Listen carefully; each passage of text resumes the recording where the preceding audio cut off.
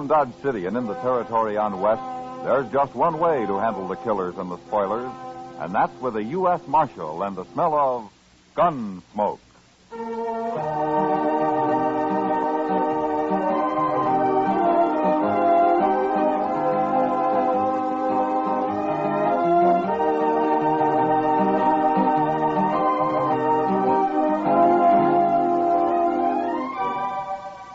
Gunsmoke, starring William Conrad, the transcribed story of the violence that moved west with young America. The story of a man who moved with it, Matt Dillon, United States Marshal.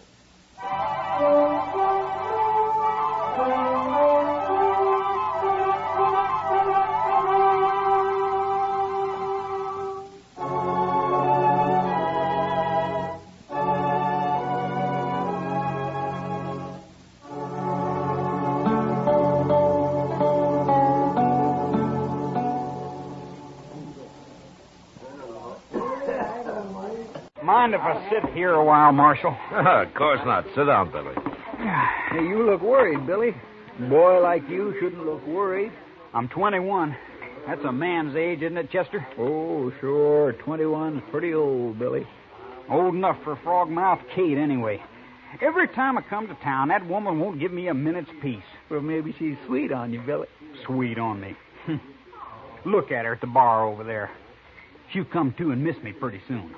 Old enough to be my mother. Well, then why do you stay here? Why don't you go over to the Longhorn or someplace? Oh, Kate's all right when she's sober. Just when she gets drunk, she's such a nuisance. Well, she sure looks drunk now. She is. And when she's like this, there's no worse woman in the whole world. I could kill her when she gets like this. Somebody's always going to kill somebody around here. Oh, that's just a way of talking, Marshal. Yeah. I hate to tell you, Billy, but I think Frogmouth Kate has spotted you. Yeah, I knew she would. She gets lonesome awful fast, that woman. So that's where you went, Billy. Leaving me all alone? Shame on you, honey. I gotta catch my breath once in a while, Kate. You can catch your breath with me, honey. Not with Marshal Dillon and Chester and all the rest of them. Now, Kate, take it easy. I'll take it easy. You and me'll take it easy in St. Louis, Billy boy. And quit talking about St. Louis all the time. I ain't about to go to St. Louis. I'm broke right here in Dodge. I got the money, Billy. Almost I got it. Almost enough. You and me, huh, baby? Oh, Kate. Why don't you pick on somebody who can at least buy you a few drinks? Well, they've been buying me drinks. I don't care about them anyway. Let's get married, Billy boy. What do you say, huh? You and me. See what I mean, Marshal? Ain't she awful? Well, she likes you, Billy. Sure. We're a couple of real lovebirds. Yeah. Now stop that. Let go of me, Pete. I'll break your head open. Ah, you're cute, Billy, lover boy. Joe, cut it out. Well, if you'll excuse us, we better be moving on.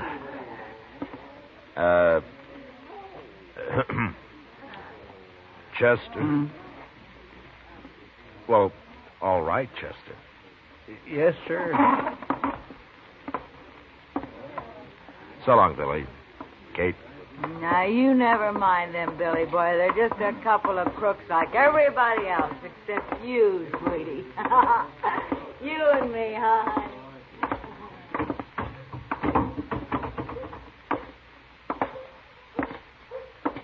My. Poor Billy. Well, he's got to learn somehow. I suppose. The town seems pretty quiet, Chester. I think I'll go to bed. Good idea, Mr. Dillon. I'll sleep in the office tonight. All right, I'll see you in the morning. Good night, sir.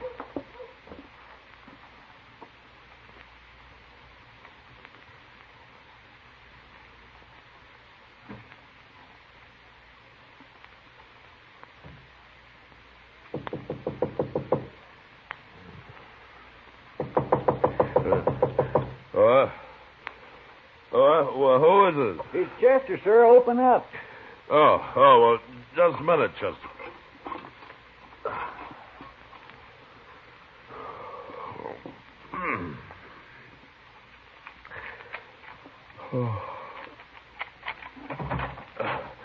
What is it, Chester? There's been a shooting, sir, in that rooming house next to the Alfraganza. What?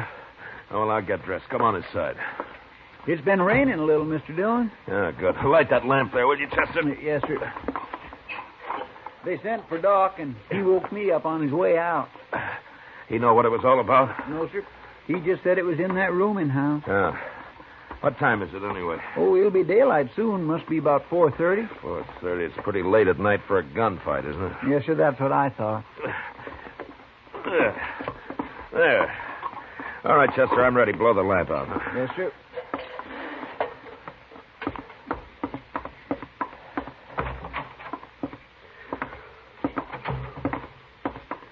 That rain sure helped. Wouldn't it be fine if it stayed this cool all day, Mr. Dillon? No, you'd be lost if you couldn't complain about the heat, Chester. Well, I'd be willing to think of something else. Yeah, I suppose.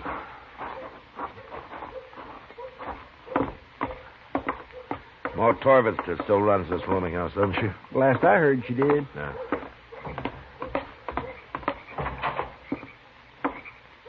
Marshal. Down here, Marshal Dillon. It's Ma Torvester, all right. Hello, Ma. Right in here, Marshal. Who was it, Ma? Frogmouth Kate. She got shot. Kate.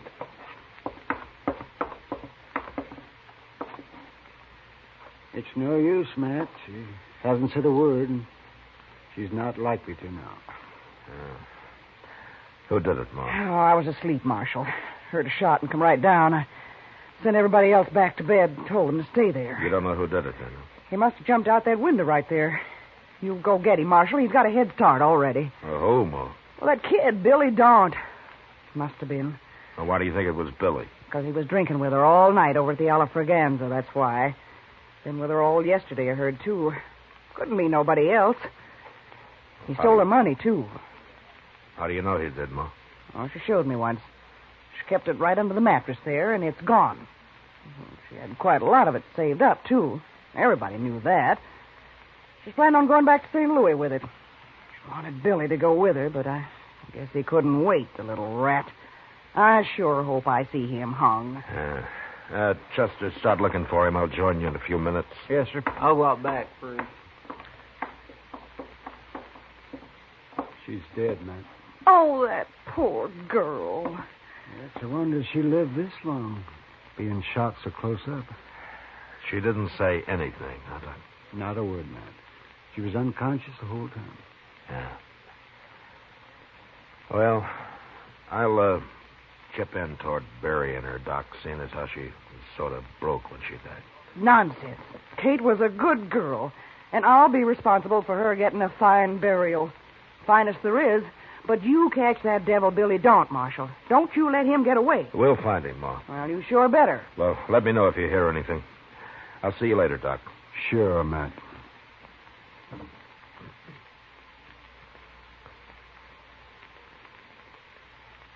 Chester and I spent the next couple of hours looking for Billy Daunt, but nobody had seen him since he and Kate had left the Alfraganza together the night before.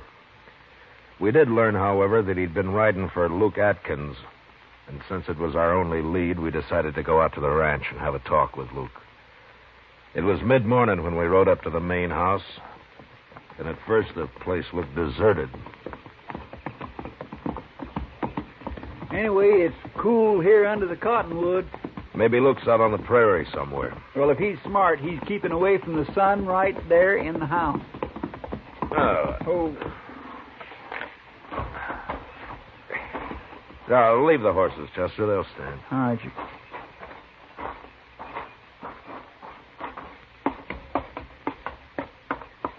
Who's there? It's Matt Dillon, Luke. Oh, just resting a little, Marshal. Hello, Chester. Hello, Luke. It's cooler out here. Sit down. My gracious, what happened to you? Does it look bad? Bad enough to skip church this Sunday, Luke. Black eye, huh? I ain't got a mirror. Your jaw's swollen, too. Fool kid, I never saw him like that before. He must have been drunk. Billy Daunt? He's been spending his pay in guards the last couple of days, and... Say, is that why you're here, Marshal? Billy get in trouble there? Maybe. What'd he beat you up for, Luke? Why, he just rode in here this morning early and said he needed a better horse than his and wanted my buckskin gelding. He was all excited, and I started to argue with him.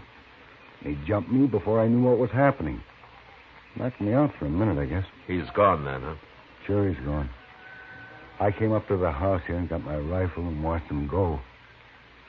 Funny thing, though, he didn't leave right away. What do you mean? He fooled around down there in the barn for most an hour. I don't know what he was up to, but I just sat here on the porch with my rifle in case he got any more crazy ideas. He finally rode off, though, headed west. Well, we're after him, Luke. Billy in bad trouble, Marshal? Yeah, it looks like it. I'm sorry to hear that. He's always been a pretty good boy. Where are the rest of your men, Luke? Still in Dodge, Marshal, spending their pay. Yeah. Well, you take care of that eye. So long. Goodbye, Marshal. Chester? Bye, Luke.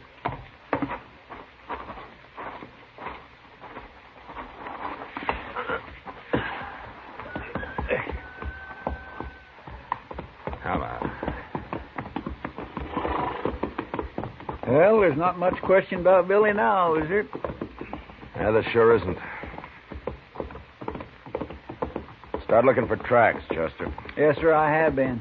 The ground's still damp from the rain last night. We ought to cut this trail easy. I don't see anything. Now, look there, over there. Those are fresh tracks. Yeah, they're fresh, all right, but they lead toward the ranch, not away from it. Yeah. Well, let's follow them anyway, Chester. What? Come on, let's ride.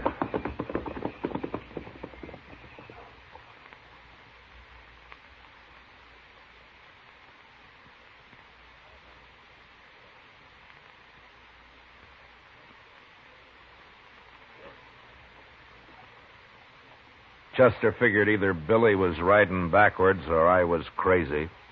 But he stopped arguing after a couple of hours, and we rode in silence the rest of the day.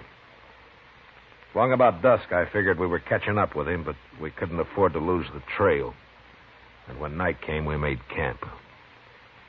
Next morning at daylight, we went on. By noon, it was clear Billy hadn't taken any rest at all. A couple of hours later, we began to wonder how much longer his horse could hold out. This is the doggonedest hunt I was ever on. Billy just isn't very smart, that's all. Well, I must be half crazy. Beating up Luke Atkins like that? When a man's in a panic, he'll do almost anything, Chester. Well, you'd think he'd at least have sense enough to rest his horse now and then. And it'll be easier for us if he doesn't.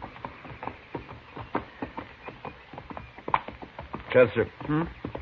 Look up ahead there. Hey, by heaven, it's a horse. Yeah. Huh.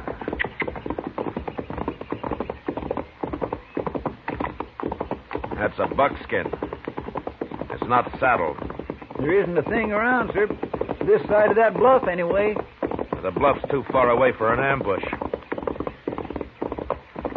The horse doesn't look very good, does he? He's not even eating. Yeah.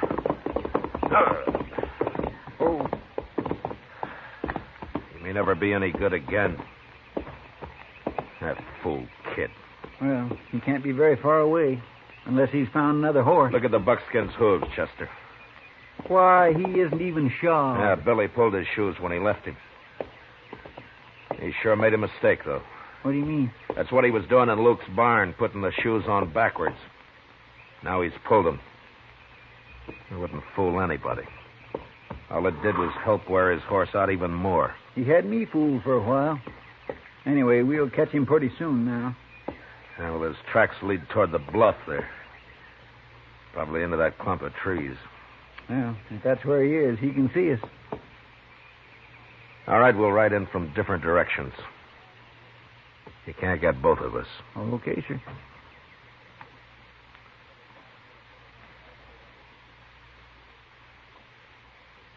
A half hour later, Chester and I had reached the trees about the same time, and without being shot at. There was a spring there and a tiny cabin, deserted. One set of footprints led up to the place, and two sets led away from it. Billy had taken whoever lived there along with him. Figuring there wasn't too much hurry now, we watered our horses and let them breathe for a while. The way I figured, Mr. Dillon, Billy was here about dawn this morning. Well, he won't be far away, not more than 15 or 20 miles at the most. Unless he's found a horse. Well, that's why he's carrying his saddle, isn't it? Yeah. Only Billy isn't carrying the saddle. What? He's saving his strength. Whoever was in this cabin is doing the hard work.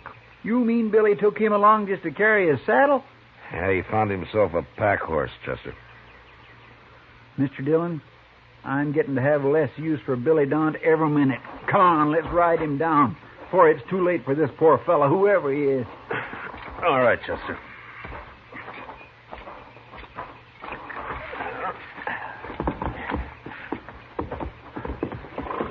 Well, our horses are in good shape. We ought to catch him in a few hours. I sure hope so.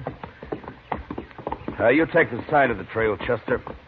Track about 10 yards behind me, huh? All right, sir. All right, let's go.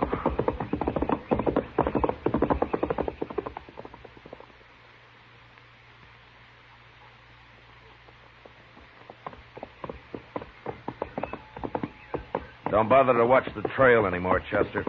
It's headed right for that nester's shack there. So keep your eyes open. You think Billy might still be there? Yeah, he might be. Oh.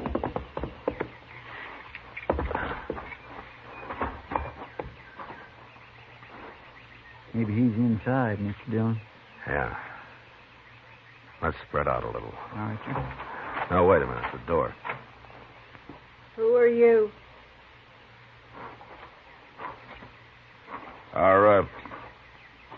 Are you alone, ma'am? You the law? I'm Marshal Dillon from Dodge. You're too late, Marshal.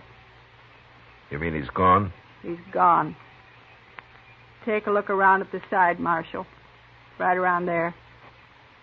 Go on, look. Both of you.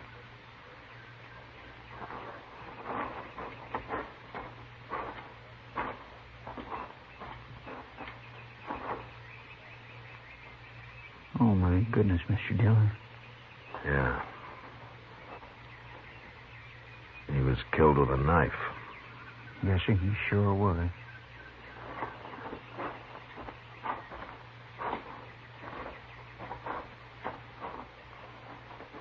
That your husband, ma'am? Yes. I'm sorry it happened, but if it's any comfort to you, we'll catch that boy. I promise you that. Don't matter now. He had another man with him. Where's he? Inside. I've been trying to fix him up. He was near dead when they got here. Poor old Clabe. Clabe? He's 75 years old, Marshal, and that's too old to be used like an animal. Rotten kid. I'd like to talk to him, ma'am. Come on inside.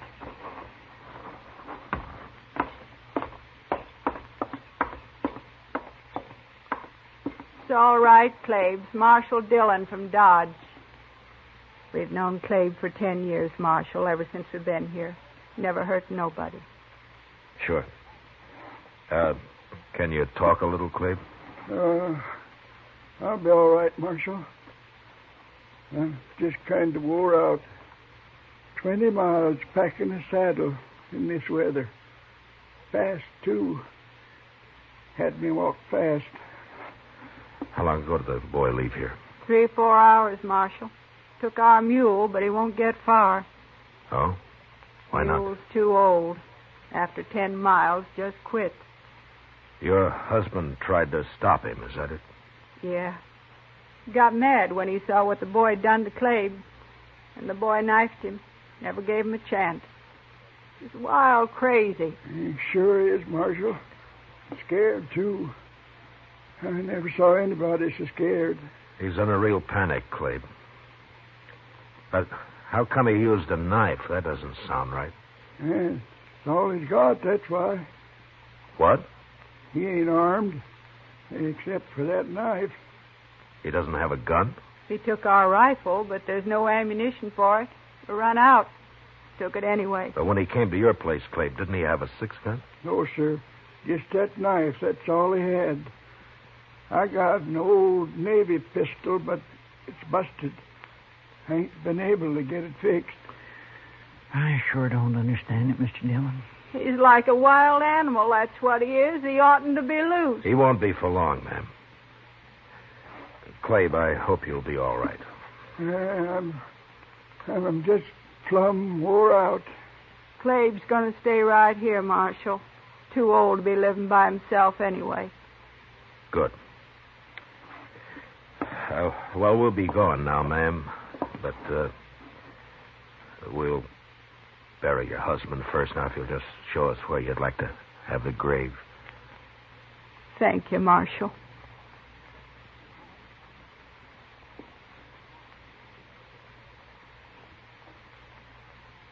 The woman wanted her husband buried right where he'd fallen. So we dug the grave there and laid him into it. She watched, straight-faced, without a tear. Then she said goodbye and went back into the house. It was just after sunset when we caught up with Billy. Just as the woman had said, the mule had gone 10 miles and quit. Billy saw us coming, started running across the prairie on foot. His panic had made him as nearly brainless as a man could get. Look at him, Mr. Dillon. Did you ever see anything like it? He's still got a knife, Chester. Hold it, Billy. You can't get away. Right up on the other side of him, Chester. Yes, sir. You've run far enough, Billy. You have to shoot me, Marshal. No, we won't. Take your rope down, Chester. Good idea, sir. All right, Chester, let's rope him.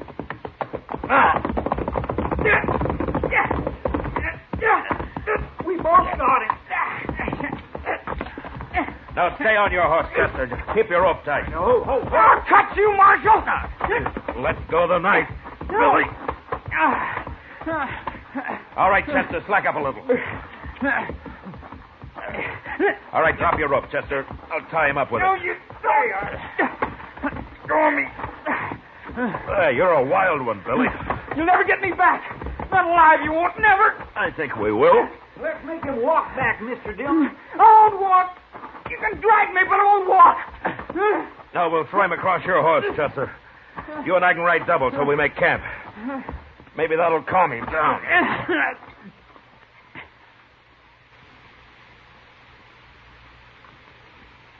That Billy won't eat a thing, Mr. Dillon. He's just been crouched over there looking like a cornered animal ever since I woke him up this morning. Still pretty spooky, huh? Oh, he sure is. Well, let's go talk to him.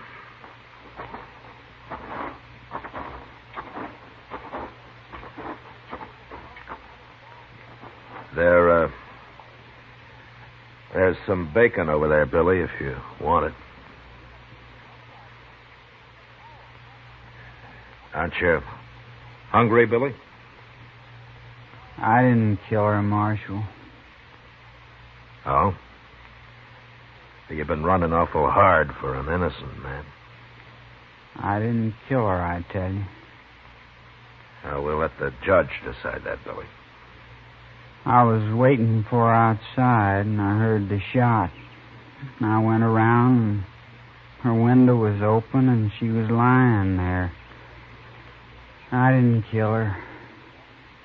Then why did you run, Billy? I knew you'd be after me. I had to get away. I ain't going back to Dodge. I ain't going. Yeah. All right, let's get packed up, Chester.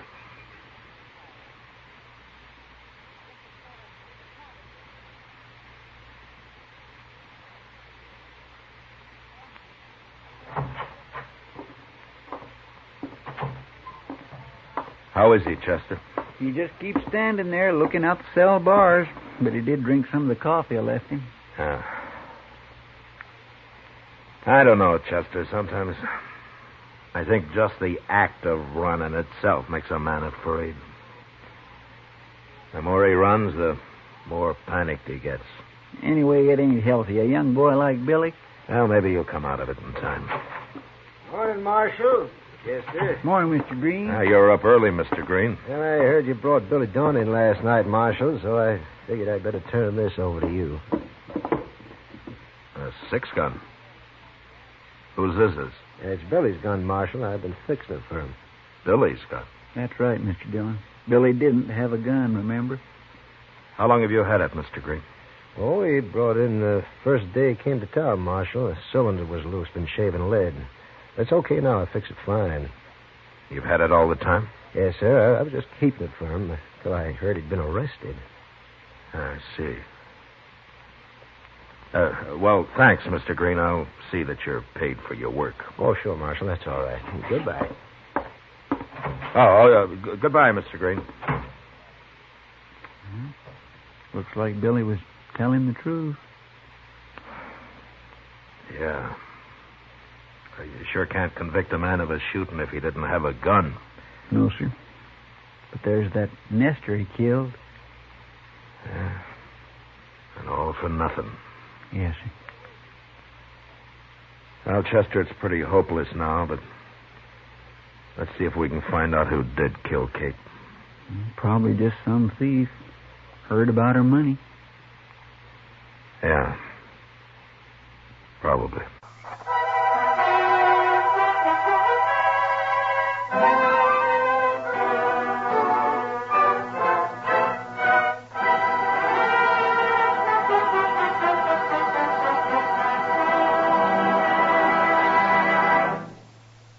Gunsmoke, under the direction of Norman MacDonald, stars William Conrad as Matt Dillon, U.S. Marshal. Tonight's story was specially written for Gunsmoke by John Meston, with music composed and conducted by Rex Corey. Harley Bear is Chester, Georgia Ellis is Kitty, and Howard McNear is Doc. Gunsmoke has been selected by the Armed Forces Radio Service to be heard by our troops overseas. Join us again next week as Matt Dillon, U.S. Marshal, fights to bring law and order out of the wild violence of the West in Gunsmoke.